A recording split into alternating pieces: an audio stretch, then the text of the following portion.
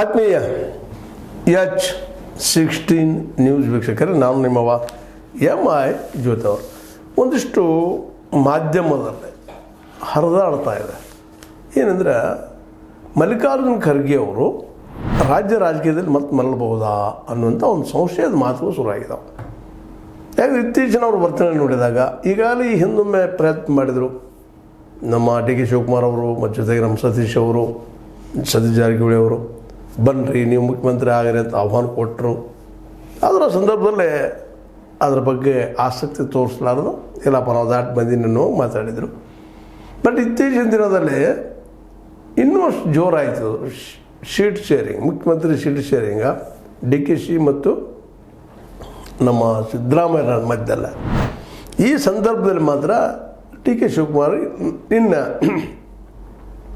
ಮುಖ್ಯಮಂತ್ರಿ ಸ್ಥಾನ ಸಿಗೋದು ಭಾಳ ಕಷ್ಟ ಅನ್ನೋದು ಮನವರಿಕೆ ಆಗಿಬಿಟ್ಟದ ಅಂಥೇಳಿ ಇಡೀ ರಾಜಕೀಯ ವಲಯದಲ್ಲಿ ಮಾತಾಡ್ತಾ ಇದ್ದಾರೆ. ಅದಕ್ಕೆ ಅವರು ಶತಾಯಗತಾಯ ಪ್ರಯತ್ನ ಮಾಡಿ ಮುಂಬರುವ ಈ 1-2 ತಿಂಗಳಲ್ಲೇ ನಮ್ಮ ಖರ್ಗೆ ಅವ್ರನ್ನ ಯಾಕೆ ನಿಲ್ಲಿಸಬಾರ್ದು, ಮುಖ್ಯಮಂತ್ರಿ ಸ್ಥಾನಕ್ಕೆ ಕಾಂಪಿಟೇಷನ್ ಮಾಡಿಸೋದಕ್ಕೆ ಅನ್ನುವಂಥ ವಾತಾವರಣ.